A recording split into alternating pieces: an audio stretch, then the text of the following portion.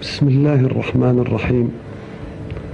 الحمد لله الذي خلق كل شيء فقدره تقديرا، وأصلي وأسلم على سيدنا رسول الله الذي جعل من أركان الإسلام أن نؤمن بقضاء الله وقدره خيره وشره. وبعد، فهذا الموضوع موضوع دقيق حتى على العلماء الذين عالجوه، ولذلك نجد الجدل حوله في كل عصر من العصور بعد عصر الصحابة. والحق أن هذا الموضوع يجب أن يسبق بحثه تقديم بسيط للإنسان الذي نريد أن نحكم عليه بأنه مسير بقضاء وقدر أم مخير، لأن الحكم عن الشيء فرع عن تصوره، فلا بد أن نتصور أولا ذلك الإنسان الذي نريد أن نحكم عليه. وحين تنشأ مشكلة من المشكلات، مثلا هل الإنسان مسير أم مخير، تلك مشكلة، والمشكلة لا تنشأ إلا إذا وجدت ظواهر تؤيد جهة وظواهر أخرى تؤيد جهة أخرى.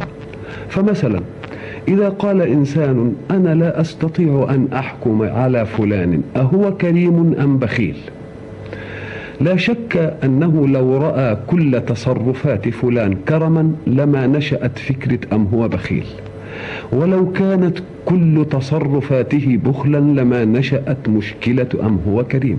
وعلى هذا ينشأ تقسيم للفعل. الفعل فعل يقع في، وفعل يقع علي، وفعل يقع مني. فمنطقة فعل يقع في كعمل أجهزتي كل ذلك لا اختيار لي فيه أبدا. أنا مسخر، أنا مسخر، أنا مخير، أنا مجبر فيها، ومن رحمة الله أن أكون كذلك. إذن فكل فعل يقع في الإنسان مسير فيه، والفعل الذي يقع على الإنسان من خارجه أيضا مسير فيه، لا اختيار له فيه. ولذلك كان هذان الفعلان ليس مناط تكليف وليس محل مسؤولية، لأنه لا اختيار للإنسان فيها. فالإنسان يمرض، الإنسان يخفق قلبه، الإنسان يصفر لونه، الإنسان يتعطل جهاز من أجهزة، كل ذلك لا دخل للإنسان فيه، لأنه فعل يقع فيه بفاعل آخر. كذلك الفعل يقع عليه من خارج أيضا لا اختيار لي فيه، ذلك أيضا محل التسيير. إذن فالفعل الذي يقع فيه والفعل الذي يقع علي تلك هي منطقة التسيير. وأما الفعل الذي يقع مني بمعنى أن أوجه إرادتي إلى فعل أفعله أو لا أفعله، ثم يرجح فكري الفعل أو اللا فعل، تلك هي منطقة الاختيار. فالذي يقول الإنسان مجبر على إطلاقه يكون قد أخطأ في معرفة تكوين الإنسان، والذي يقول الإنسان مسير على إطلاقه يكون قد أخطأ في معرفة تكوين الإنسان. إذن فلا بد أن يكون في الإنسان منطقة تسيير ومنطقة تخيير.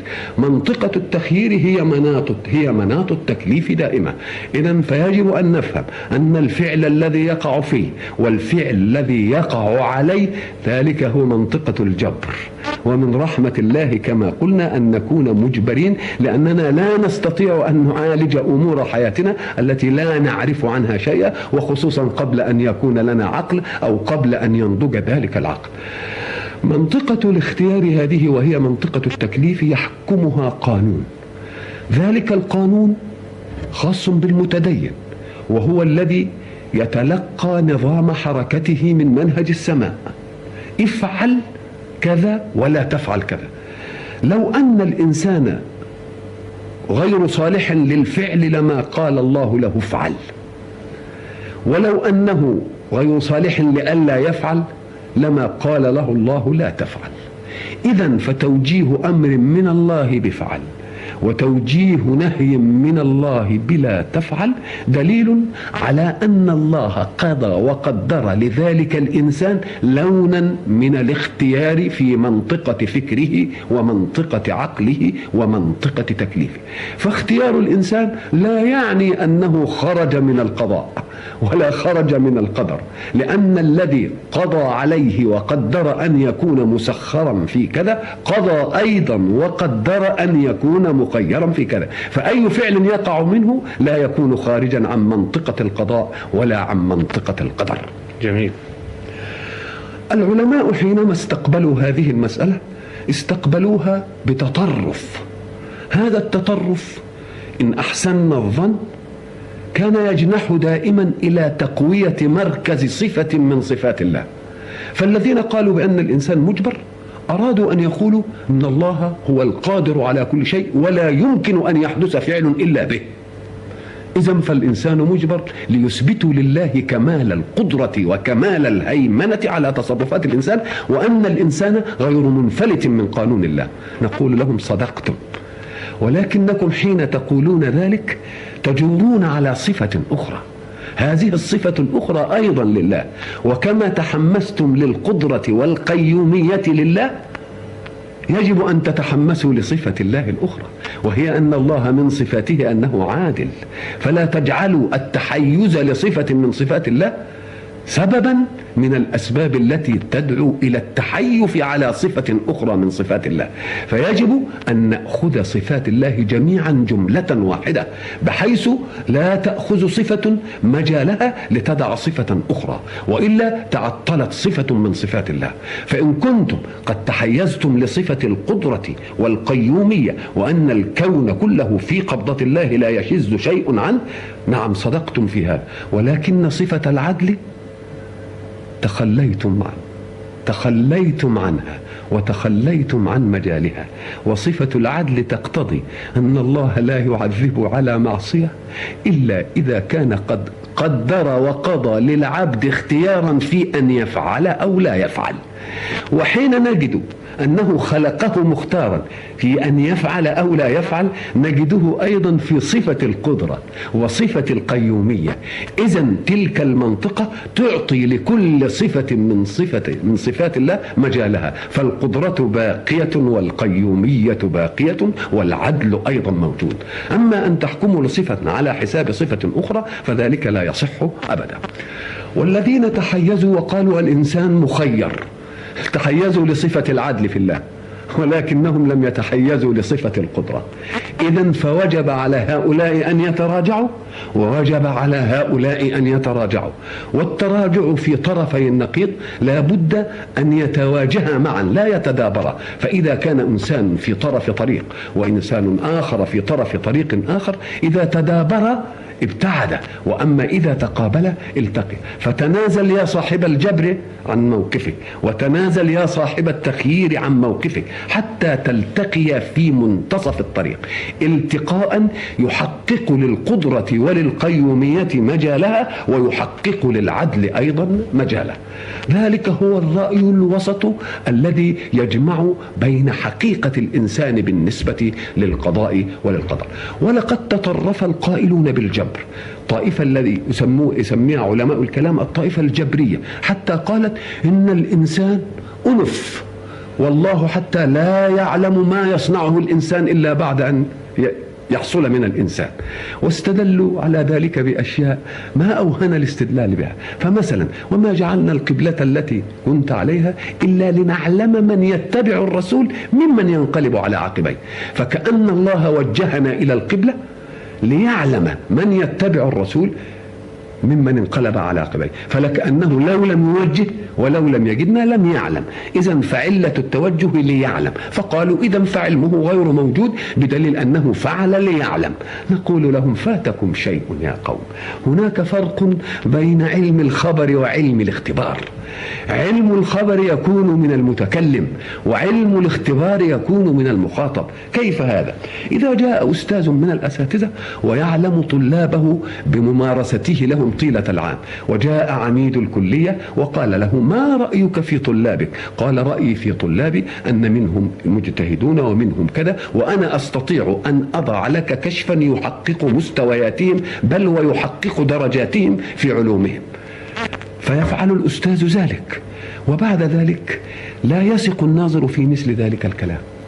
بعد ذلك يأتي بعمل امتحان لا يشترك فيه الأستاذ، فتأتي النتيجة على وفق ما قدر الأستاذ. لماذا؟ لأن تقدير الأستاذ كان تقديرا دقيقا، فهو حين أخبر أيده اختبار التلاميذ. الاختبار لو لم يأتي لقال تلميذ من التلاميذ مثلا: أنت حكمت علي بعملي طيلة السنة، ولكني جئت في آخر السنة واجتهدت واستحضرت مدرسين خصوصيين وتقويت، فلو اختبرتني لأمكن أن ترى لي درجة فوق الدرجة التي قدرتها لي. فنقول له: ادخل الامتحان. فدخل الامتحان، فلما دخل الامتحان جاءت درجته كما قدر الأستاذ، لكن حكم عليه هو بالاختبار، لا يستطيع أن يدفع ذلك ويقول الأستاذ تحامل عليه وأعطاني درجة. يقول: لا، الأستاذ لم يمسك يدك ساعة كتبت الإجابة، الأستاذ لم يشترك في وضع الأسئلة، الأستاذ لم يشترك في تقدير الدرجات، ولكن تقدير الأستاذ كان حقيقيا لأنه تقدير مستند إلى أشياء ومقدمات بلا هوى. فيكون هنا الحكم الثاني حكم اختبار من المكلف، حجة عليه، لأن حكم الخبر قد لا يكون حجة، بحيث يقول: لو امتحنتني لظفرت بكذا، ولا هذا أنا امتحنتك. إذن فالذي يريد أن يعلمه الله ليس هو علم الخبر، ولكن قطع الحجة على المختبر، لأنه لو ترك ذلك لعلمه سبحانه لما كان هناك حجة على المختبر. يقول: لو كلفتني لفعلت، نقول له: لا، قد كلفتك بالفعل فلم تفعل. إذن ففرق بين علم الاختبار وبين علم الخبر. إذا أردنا أن نبحث هذه المسألة نجد أن المسألة حين تطرح سؤالا من شق واحد. هذا الشق الواحد يدل على أن الحكم موجه أو الحكم تبريري، بمعنى أننا نسمع الشباب الذين أسرفوا على أنفسهم يقولون: إذا كان الله قد كتب علي المعصية فلماذا يعذبني عليها؟ كلام جميل، ولكننا لم نسمع الطرف المقابل. لم يقل لنا: وإذا كان الله قد كتب علي الطاعة فلماذا يسيبني عليه؟ لماذا ذكرت هذه ونسيت هذه؟ إنك نسيت ما يعطيك الغنم. يسيبني على الطاعة ده كلام طيب وقدرها، أما أن يعذبني على المعصية هذا هو المسؤول، لأنها تأتي لك بغرب. ولو كنت منطقي وتريد أن تبحث المسألة بحثا عقليا منطقيا لقل: إذا كان الله قد كتب المعصية فلماذا يعذبني، وإذا كان قد كتب الطاعة فلماذا يسيبني؟ لم نسمع ذلك من أحد. إذن فالحق يجب أن يتبع في أن الإنسان له زوايا متعددة. الخطأ في الحكم ينشأ من استيعاب الحكم لكل الزوايا، فالذين يقولون إنه مسير استوعبوا كل زواياه ولم يستثنوا منطقة التعقل ومنطقة الفكر، والذين قالوا بالعكس لم يستوعبوا أيضا كل زواياه. أما الذين يقولون إن الإسلام سبب تخلفه إن نؤمن بالقضاء والقدر، نقول لهم: متى تخلف الإسلام؟ لو أن التخلف لازمة من لوازم الإسلام لما وجد للإسلام تقدم، ولا ما وجد للإسلام واقع حضاري وواقع قاد العالم، وظل المسلمون هم الدولة الأولى في العالم 1000 سنة. إذن تخلف الإسلام الآن أم تخلف الإسلام بمجرد وجود الإسلام؟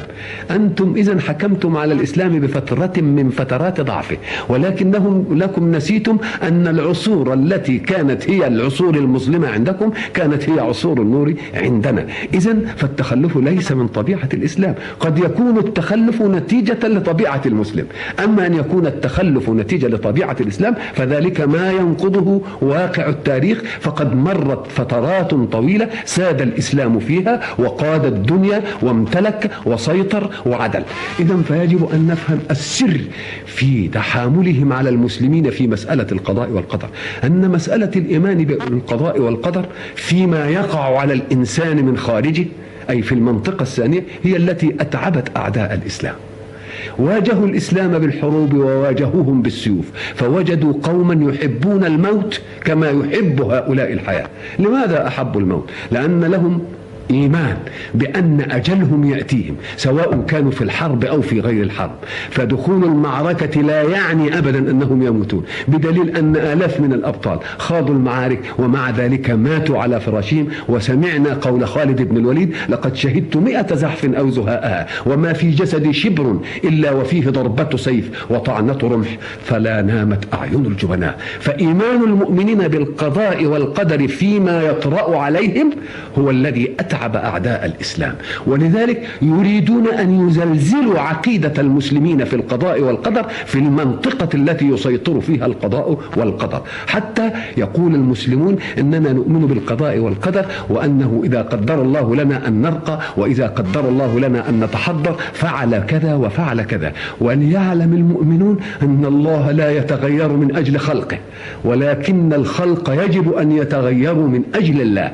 والأمور التي اسند الله فعلها إلى الإنسان في الفعل الاختياري أعطاه الله فيها أسباب الفعل، فليقدم الأسباب، فحين تنفذ أسبابه فعليه أن يلجأ إلى الله برفع يده وهو المسبب. إذن فمنطقة الإيمان بالقضاء والقدر يحاول خصوم الإسلام أن يزلزلوا هذه العقيدة في نفوس الشباب، وأن يتخذوا من انحراف الشباب دليلا على ذلك أو باعثا على ذلك، حتى يبرر شباب انحرافه بأن ذلك مقضي عليه ومقدور.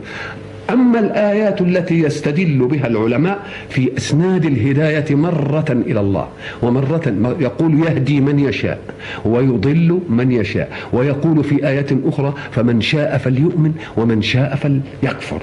تلك تثبت اختيارا وهذه تثبت جبرا. نقول لهم يا قوم تقبلوا الأسلوبين على أنهما من الله، وما دام الأسلوبان من الله فيجب أن لا يكون بينهما تناقض أبدا، لأن الحق كما قال ولو كان من عند غير الله لوجدوا فيه اختلافا كثيرا، وهو من عند الله فلا بد أن لا يكون فيه اختلاف. ولكن الباحثين يغفلون شيئا في البحث وهو انفكاك الجهة. ومعنى انفكاك الجهة أن الآية ترد على جهة والآية المقابلة التي يظن الخصوم أنها مناقضة للآية على جهة أخرى. والدليل على ذلك أنك تجد في أسلوب القرآن لا آية ظاهرها يعارض ظاهر آيات أخرى، ولكن في آية واحدة تجد لفظا يعارض لفظا. مثلا قول الحق سبحانه وتعالى وما رميت إذ رميت ولكن الله رمى. ما رميت نفت الرمي عن رسول الله، إذ رميت أثبتت الرمي لرسول الله. فكيف يأتي بفعل واحد وفاعل واحد وننفيه عنه مرة ونثبته مرة أخرى؟ ذلك تناقض، لكنه من الله فيجب أن لا يكون متناقضا. إذا ما رميت نفت الرمي، إذ رميت أثبتت الرمي. لا يمكن أن يكون ذلك الكلام متناقضا إلا أن تكون الجهة منفكة. ومعنى أن الجهة منفكة أن جهة النفي غير جهة الإثبات. وكيف ذلك؟ أنت تأتي لابنك وهو يلعب فتقول له يا بني ذاكر دروسك، يا بني الامتحان قد قرب، يا بني النتيجة تفضحك إذا لم تجتهد، يا بني تخجل إذا رسبت، ذاكر يا بني. فيسمع الولد كلام وبعد ذلك يذهب إلى مكتبه ويفتح الكتاب ويظل يقلب صفحات الكتاب ويقرأ ويهز رأسه. فأنت بعد ساعة تذهب إليه تقول له ما ذاكرت، ثم تمتحنه فيما ذاكر فلا تجد لها حصيلة، فتقول له ذاكرت وما ذاكرت. ذاكرت أي فعلت فعل المذاكر الذي فتح الصفحة وجلس يقرأ، لكن ذهنه شارد وما تأثر بهذه المذاكرة ولا استقر، فكأنك ذاكرت وما ذاكرت. ذاكرت الأولاني يعني فعلت الفعل الظاهري للمذاكر، وما ذاكرت أي ما أتيت بالأثر الذي يراد من المذاكرة. كذلك قول الله وما رميت أي وما أثرت بالرمية الواحدة الواحدة في كل الجيش، لأنه ليس في طوق بشر أن يأخذ حفنة من الحصى ثم يلقيها فتصيب الجيش كله. هو يأخذ حفنة من الحصى ويلقيها، ذلك هو شكلية الفعل. أما إيصالها إلى كل الجيش، أما أثرها المستوعب، فذلك ليس من عمل محمد. فكأن الله قال وما رميت، أي وما أصبت بالرمية الواحدة كل الجيش إذ رميت، إذ أخذت حفنة من الحصى ورميت بها. إذن فجهة النفي غير جهة الإثبات. كذلك في الآيات التي نحن بصددها، يهدي من يشاء ويضل من يشاء. يهدي من يشاء حق، ولكن إذا كان الله قد بين من شاء هدايته وبين من لم يشأ هدايته. إذا رأيت آية مجملة في القرآن فانظر إلى الآيات المفصلة، وبعد ذلك تجد الآية المفصلة هتقيد الآية الإجمال. يهدي من يشاء ويضل من يشاء، قدر هذا من قدره أنه يهدي من يشاء ويضل من يشاء، ولكن أترك من يشاء بدون تعريف؟ لا، إنه في آيات أخرى قال والله لا يهدي القوم الكافرين. إذن فالكافرون ليسوا محل هدايته، لأن محل الهداية من أقبل عليك بإيمان بك تعينه على مطلوبه. أما الذي كفر بك فكيف تعينه على مطلوبه؟ والله لا يهدي القوم الفاسقين، والله لا يهدي القوم الظالمين. الله، إذن الهداية التي قال يهدي من يشاء ويضل من يشاء قد بين الله قيودها، بين من يشاء. فمن الذي تشاء هدايته يا رب مأخوذ من المقابل. لا يهدي الكافرين أي يهدي المؤمنين، لا يهدي القوم الظالمين أي يهدي العادلين، لا يهدي الفاسقين أي يهدي الطائعين. إذن فقد بين من شاء في الهداية ومن شاء في الضلال بآيات من القرآن. الذي يأخذ الآية يعزلها عن بقية الآيات، نقول له لا القرآن كله معه، خذ الآيات التي ترد في سياق واحد وبعد ذلك احكم بينها. فإذا قال الله يهدي من يشاء ويضل من يشاء، قد بين الله من شاء هدايته وبين الله من شاء إضلاله. بقي شيء آخر، وهو أن نأخذ لفظ الهداية على أي معنى وردت في القرآن. نجد أسلوبا عجيبا. يقول الحق سبحانه وتعالى أما ثمود فهديناهم، ثم قال بعدها فاستحبوا العمى على الهدى. الله، إذا معنى هديناهم هنا إيه؟ لو أن هديناهم مكنا الهداية في قلوبهم لما جاء فاستحبوا العمى على الهدى. إذا لازم يكون للهداية هنا معنى يتأتى بعده الاختيار في استحباب العمى على الهدى. تبقى ما معنى الهداية هنا؟ معنى الهداية هنا الدلالة، الإرشاد إلى الطريق الحق، ذلك معنى من معاني الهداية. وبعد ذلك نجد آيات أخرى، آية تقول لرسول الله صلى الله عليه وسلم إنك لا تهدي من أحببت. وفي آية أخرى وإنك لتهدي إلى صراط مستقيم. نفت الهداية عن رسول الله وأثبتت الهداية لرسول الله، كآية وما رميت إذ رميت طبق الأصل. فكيف يكون ذلك؟ إنك لا تهدي نفي لأن يكون الرسول هاديا، وإنك لا تهدي إلى صراط مستقيم إثبات لأن الرسول هادي. إذا لابد كما قلنا من انفكاك الجهة، لأنه كلام الله ولا يمكن لكلام الله أن يتعارض أبدا. كيف؟ إذا فلا بد أن توجد للهداية معنيان. المعنى الأول مطلق الدلالة على طريق الخير، لا الحمل على طريق الخير، لا التمكين من التوصيل للمطلوب. والهداية مرة أخرى ترد على معنى تمكين الهداية من القلب. فالرسول محمد صلى الله عليه وسلم وكل الرسل لا يملكون أن يعينوا الناس على الهداية بتمكين الهداية من قلوبهم، وإنما مهمتهم أن يدلوهم على الطريق. فإذا قال الله لرسوله إنك لا تهدي من أحببت، أي لا تمكن الهداية من قلب أحد لأن ذلك عملي أنا، وإنما مهمتك أنك تهدي وتدل فقط. إذن فالهداية وردت في القرآن بمعنيين: بمعنى الدلالة المطلقة بصرف النظر عن الحمل عن الطريق، وهداية بمعنى التمكين. ولذلك يقول الحق أما ثمود فهديناهم أي فدللناهم على طريق الخير ولكنهم لم يستمعوا فاستحبوا العمى على الهدى. وحين يقول الحق سبحانه والذين اهتدوا زادهم هدى، اهتدوا زادهم هدى، يبقى اهتدوا يعني سمعوا منهج الله في دلالته على الخير والطريق المستقيم. نقول له ما دام سمعتني أنا أعينك على هذا. ولنضرب مثلا ولله المثل الأعلى. أنا إنسان غريب عن مكان وأريد أن أصل إلى بلد من البلاد، وبعد ذلك جئت في مفترق طرق فلا أعلم أي طريق من الطرق ده يوصل إلى البلد، وبعد ذلك وجدت عسكري مرور واقف فسألته قلت له الطريق الموصل إلى كذا، فدلني وقال هذا الطريق هو الذي يوصلك. فشكرته وحمدت الله لا وقلت الحمد لله الذي يسر وجود لك، وإلا كنت تهت وضللت. فيسر مني لأنني شكرت ولأنني استمعت إلى كلامه.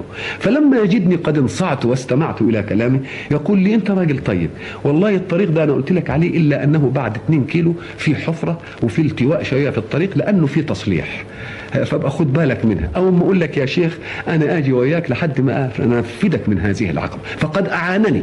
إذن فاستدلال أصحاب الانحراف بالقضاء والقدر على أنهم ملزمون بالأعمال نقول لهم الأعمال صحيح، القلم قد جف، وكل شيء قد كتب أزلا صح ومكتوب عليك ما تصنع، ولكن يجب أن تفرق بين مكتوب عليك لتنفذه وبين مكتوب عليك لأن الله علم ما تختاره، وعلم الله أزلي واسع، فهو لم يعلم ليقهر، لأن العلم صفة انكشاف وليست صفة تأثير.